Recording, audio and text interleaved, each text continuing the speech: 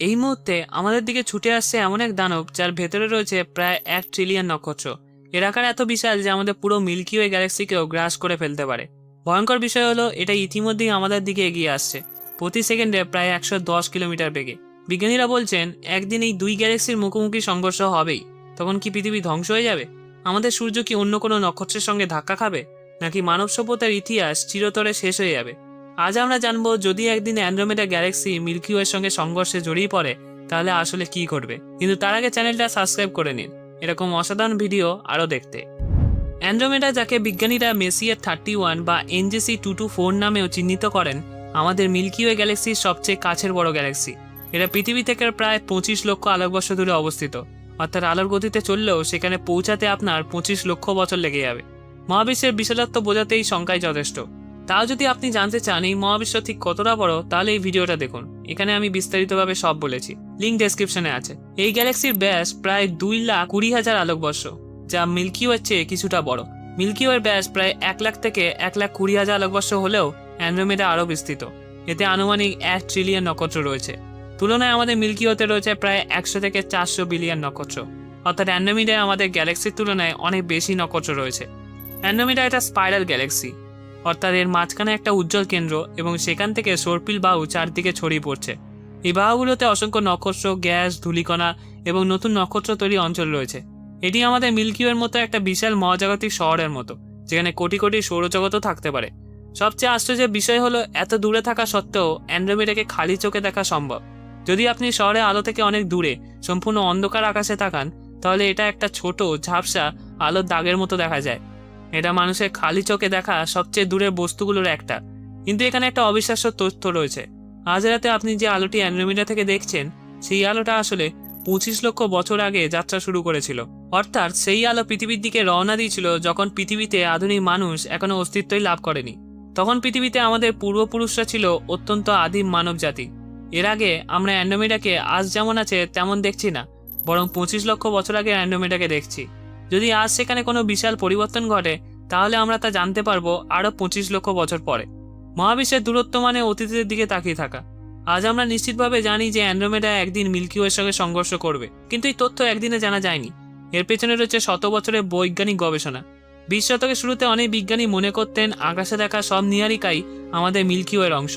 কিন্তু 1923 সালে জ্যোতির্বিজ্ঞানী Edwin Hubble শক্তিশালী টেলিস্কোপ ব্যবহার করে অ্যান্ড্রোমেডার ভেতরে সেফেইড পরিবর্তন নক্ষত্র আবিষ্কার করেন। এই বিশেষ ধরনের নক্ষত্রের উজ্জ্বলতা পরিবর্তনের হার দেখে তাদের প্রকৃত দূরত্ব নির্ণয় করা যায়। হাবেল যখন এই দূরত্ব হিসাব করেন, তখন দেখা যায় অ্যান্ড্রোমেডা এত দূরে যে মিল্কি ওয়ের ভেতরে হতে পারে না, অর্থাৎ এটা একটা সম্পূর্ণ আলাদা গ্যালাক্সি। এই আবিষ্কার মানুষের মহাবিশ্ব সম্পর্কে ধারণাকেই বদলে দেয়। তখনই বোঝা যায় যে মহাবিশ্বে আমাদের গ্যালাক্সির বাইরেও অসংখ্য গ্যালাক্সি রয়েছে। এরপর বিজ্ঞানীরা জানতে চাইলেন অ্যান্ড্রোমেডা কি আমাদের থেকে দূরে সরে যাচ্ছে, নাকি আমাদের দিকে এগিয়ে আসছে। এখানেই আসে ডপলার প্রভাব। যখন কোনো আলো উৎস আমাদের থেকে দূরে সরে যায়, তখন তার আলো লাল রঙের দিকে সরে যায়, যাকে রেড শিফট বলা হয়। আর যখন কোনো বস্তু আমাদের দিকে এগিয়ে আসে, তখন তার আলো নীল রঙের দিকে সরে যায়, যাকে ব্লু শিফট বলা হয়। বিজ্ঞানীরা অ্যান্ড্রোমেডার আলো বিশ্লেষণ করে দেখলেন সেখানে স্পষ্ট ব্লু শিফট রয়েছে, অর্থাৎ অ্যান্ড্রোমেডা মহাকাশে আমাদের দিকেই এগিয়ে আসছে। এরপর আসে আরও আধুনিক প্রযুক্তি।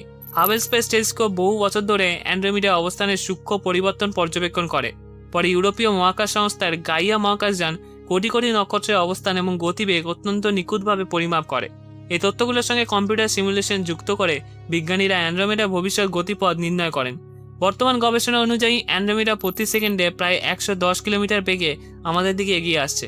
যদিও দুই গ্যালাক্সির পারস্পরিক পাশের দিকে কিছু গতি রয়েছে, তবুও মহাকর্ষের প্রভাবে তারা শেষ পর্যন্ত একে অপরের দিকে আকৃষ্ট হচ্ছে। বিজ্ঞানীদের বর্তমান হিসাব অনুযায়ী প্রায় 4.5 বিলিয়ন বছর পরে অ্যান্ড্রোমেডা ও মিল্কি ওয়ের প্রথম বড় ধাক্কা শুরু হবে। আজ থেকে প্রায় 4 থেকে 5 বিলিয়ন বছর পরে রাতের আকাশে অ্যান্ড্রোমেডা ছোট্ট আলোর দাগ থাকবে না। কোটি কোটি বছর ধরে সে ধীরে ধীরে বড় হতে থাকবে, যতক্ষণ না আকাশের বিশাল অংশ জুড়ে ছড়িয়ে পড়ে।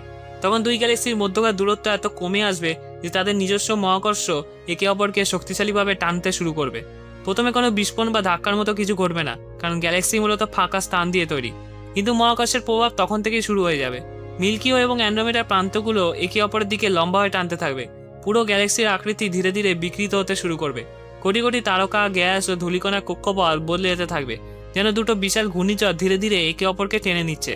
যখন দুটো গ্যালাক্সি আরও কাছাকাছি পৌঁছাবে তখন শুরু হবে টাইডাল ফোর্স বা জোয়ার ভাটার মতো মহাকর্ষীয় টান। এই শক্তি এতটাই প্রবল হবে যে গ্যালাক্সির স্বাভাবিক গঠন আর আগের মতো থাকবে না। মিল্কি ও অ্যান্ড্রোমেডার সর্পিল বাহুগুলো লম্বা হয়ে বাইরে ছড়িয়ে পড়বে। কোটি কোটি তারকা বিশাল আলোর নদীর মতো গ্যালাক্সির বাইরে পর্যন্ত প্রসারিত হবে। এই আলোর স্রোতকে বলা হয় টাইডাল টেলস। একই সঙ্গে দুই গ্যালাক্সির মধ্যে তৈরি হবে বিশাল গ্যাস ও তারকার সেতু, যেগুলো বলা হয় গ্যাস ব্রিজেস। দূর থেকে পুরো দৃশ্যটা এমন দেখাবে যেন দুটি বিশাল আলোকময় মহাদেশ একে অপরের সঙ্গে আলো সেতু দিয়ে যুক্ত হয়ে গেছে। এই সময় গ্যালাক্সির ভেতরে অনেক তারকার কক্ষপথ সম্পূর্ণ বদলে যাবে। কেউ কেন্দ্রের দিকে ছুটে আসবে, কেউ অনেক দূরে ছুটকে পড়বে। গ্যালাক্সির সুন্দর সর্পিল আকৃতি ধীরে ধীরে এলোমেলো হয়ে যাবে। অবশেষে বহুবার একে অপরকে প্রদক্ষিণ করার পর মিল্কি ও অ্যান্ড্রোমেডা আলাদা গ্যালাক্সি হিসেবে আর থাকবে না। তারা সম্পূর্ণভাবে একত্রিত হয়ে একটা বিশাল নতুন গ্যালাক্সিতে পরিণত হবে। বর্তমানে মিল্কিও একটা সুন্দর সর্পিল গ্যালাক্সি ও অ্যান্ড্রোমেডাও একই ধরনের, কিন্তু সংঘর্ষের পরে তাদের সেই সর্পিল আকৃতি আর থাকবে না।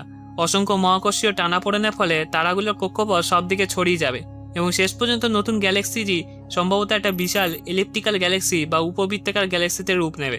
এই ভবিষ্যৎ গ্যালাক্সির কোনো আনুষ্ঠানিক নাম নেই, তবে বিজ্ঞানীরা মজা করে একে মিল্কি মেডা অথবা মিল্কোড্রোমেডা নামে ডাকেন। এতে থাকবে প্রায় 2 ট্রিলিয়নের বেশি তারকা এবং এটি হবে আমাদের বর্তমান মিল্কি ওয়ের তুলনায় অনেক বড়। এবার প্রশ্ন হলো, আমাদের সৌরজগতের কী হবে? অনেকেই ভাবেন গ্যালাক্সি সংঘর্ষ মানে সূর্য অন্য কোনো তারার সঙ্গে ধাক্কা খাবে, কিন্তু বাস্তবে তার সম্ভাবনা অত্যন্ত ক্ষীণ। কারণ গ্যালাক্সির ভেতরে তারাগুলোর মধ্যে দূরত্ব এতটাই বিশাল যে যদি সূর্যকে একটা টেবিল টেনিস বলের আকার ধরা হয় তাহলে তার সবচেয়ে কাছের প্রতিবেশী তারাটি কয়েকশো কিলোমিটার দূরে থাকবে। তাই দুটি তারা সরাসরি মুখোমুখি সংঘর্ষ হওয়ার সম্ভাবনা প্রায় শূন্যের কাছাকাছি। বিজ্ঞানীদের হিসাব অনুযায়ী সংঘর্ষের সময় সূর্যের অন্য কোনো তারার সঙ্গে সরাসরি ধাক্কা লাগার সম্ভাবনা অত্যন্ত কম। তবে এর মানে নয় যে আমাদের সৌরজগতে কিছু হবে না। গ্যালাক্সির মহাকর্ষীয় পরিবর্তনের কারণে সূর্যকে ঘিরে থাকা পুরো সৌরজগতের কক্ষপথ বদলে যেতে পারে। বর্তমানে সূর্য মিল্কি ওয়ে কেন্দ্র থেকে প্রায় 26,000 আলোকবর্ষ দূরে অবস্থান করছে, কিন্তু সংঘর্ষের পরে এটা অনেক দূরে নতুন কক্ষপথে চলে যেতে পারে। কিছু কম্পিউটার সিমুলেশন বলছে সূর্য গ্যালাক্সির বাইরের দিকে অনেক দূরে সরে যেতে পারে, যেখানে রাতের আকাশ অনেক ভিন্ন দেখাবে। আবার কিছু সিমুলেশনে দেখা যায় সূর্য তুলনামূলকভাবে কেন্দ্রের কাছাকাছিও চলে আসতে পারে। আরও একটা সম্ভাবনা হলো সূর্য সাময়িকভাবে বিশাল আলোর স্রোত বা টাইডাল টেলের অংশ হয়ে গ্যালাক্সির মূল অংশ থেকে অনেক দূরে ছিটকে যেতে পারে। যদিও পরে আবার নতুন গ্যালাক্সি মহাকর্ষ তাকে ধরে ফেলতে পারে, তবে একটা বিষয় প্রায় নিশ্চিত, পৃথিবী বা সৌরজগৎ কোনো তারার সঙ্গে ধাক্কা খেয়ে ধ্বংস হবে না। আমাদের গ্রহগুলোর কক্ষপথে বড় ধরনের পরিবর্তন হওয়ার সম্ভাবনা খুবই কম, কারণ সূর্যের মহাকর্ষ এখনও পৃথিবী অন্যান্য গ্রহকে দৃঢ়ভাবে ধরে রাখবে। তবে এই ঘটনার সময় আরেকটা বাস্তবতা রয়েছে। অ্যান্ড্রোমেডা এসে পৌঁছানোর অনেক আগে প্রায় 5 বিলিয়ন বছর ধরে সূর্য নিজেই লাল দানব পর্যায়ে প্রবেশ করবে, যেটাকে বলে রেড জায়ান্ট ফেজ। এই সময় পৃথিবী বসবাসে অযোগ্য হয়ে যাবে, এমনকি সূর্য পৃথিবীকেও গ্রাস করতে পারে। তাই গ্যালাক্সির সংঘর্ষের সময় পৃথিবীতে কোনো মানুষ এই দৃশ্য দেখবে এমন সম্ভাবনা প্রায় নেই। কিন্তু যদি কোনো ভবিষ্যৎ সভ্যতা কখনো টিকে থাকে এবং সৌরজগতের বাইরে কোথাও বসবাস করে, তাহলে তারা মহাবিশ্বের ইতিহাসে অন্যতম অসাধারণ দৃশ্যের সাক্ষী হবে, দুটো গ্যালাক্সির ধীর মহাকাব্যিক মিলনে। মিল্কি ওয়ে ও অ্যান্ড্রোমা দুই গ্যালাক্সির কেন্দ্রে রয়েছে একটা করে সুপারম্যাসিভ ব্ল্যাক হোল। মিল্কি ওয়ের কেন্দ্রে রয়েছে স্যাজিটেরিয়াস এ স্টার, যার ভর সূর্যের প্রায় 4.3 মিলিয়ন গুণ। অন্যদিকে অ্যান্ড্রোমেডার কেন্দ্রে থাকা ব্ল্যাক হোলটি আরও বিশাল, যার ভর প্রায় 100 থেকে 200 মিলিয়ন সূর্যের সমান বলে ধারণা করা হয়। দুটি গ্যালাক্সি প্রথমবার একে অপরের ভেতর দিয়ে অতিক্রম করবে, তখন এই ব্ল্যাক হোল দুটি সঙ্গে সঙ্গে ধাক্কা খাবে না, কারণ তাদের চারপাশে অসংখ্য তারা, গ্যাস ও ডার্ক ম্যাটারের মহাকর্ষীয় প্রভাব কাজ করবে। কোটি কোটি বছর ধরে এই দুই ব্ল্যাক হোল ধীরে ধীরে একে অপরের দিকে এগোতে থাকবে। একসময় তারা একটা বাইনারি সুপারমেসিভ ব্ল্যাক হোল সিস্টেম তৈরি করবে, অর্থাৎ দুটো ব্ল্যাক হোল একে অপরের কেন্দ্র করে ঘুরতে থাকবে। প্রতিটা কক্ষপথে ঘোরার সময় তারা শক্তি হারাবে এবং এই শক্তি বেরিয়ে যাবে মহাকর্ষীয় তরঙ্গ হিসাবে। ধীরে ধীরে তাদের দূরত্ব কমতে থাকবে। শেষ মুহূর্তে তারা আলোর গতির একটা বড় অংশে কাছাকাছি গতিতে একে অপরকে প্রদক্ষিণ করবে। তারপর কয়েক সেকেন্ডের মধ্যেই তারা একত্রিত হয়ে তৈরি করবে একটা বিশাল একটা সুপারম্যাসিভ ব্ল্যাক হোল। এই সংঘর্ষে এত শক্তিশালী মহাকর্ষীয় তরঙ্গ তৈরি হবে যে পুরো মহাবিশ্ব জুড়ে ছড়িয়ে পড়বে। যদিও পৃথিবীতে থাকা মানুষ এই তরঙ্গ অনুভব করতে পারবে না, ভবিষ্যতে অত্যন্ত সংবেদনশীল যন্ত্র হয়তো এমন ঘটনা শনাক্ত করতে পারবে। এটা হবে মহাবিশ্বের সবচেয়ে শক্তিশালী ঘটনাগুলোর একটা।